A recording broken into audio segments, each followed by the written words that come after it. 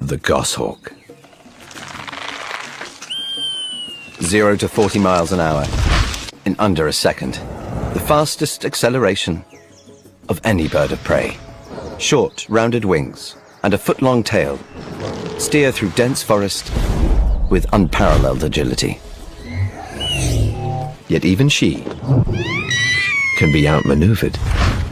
Other, much smaller creatures here possess astonishing abilities that can defeat the phantom of the forest.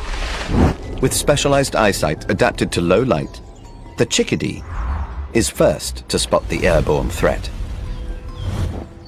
and first to raise the alarm. A coded message broadcasting the hawk's position and speed.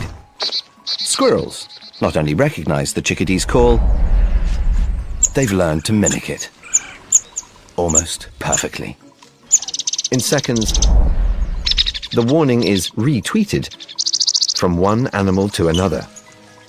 It relays through the forest at over 100 miles per hour. More than twice as fast as the hawk. Message received, loud and clear. Enemy approaching, low and fast.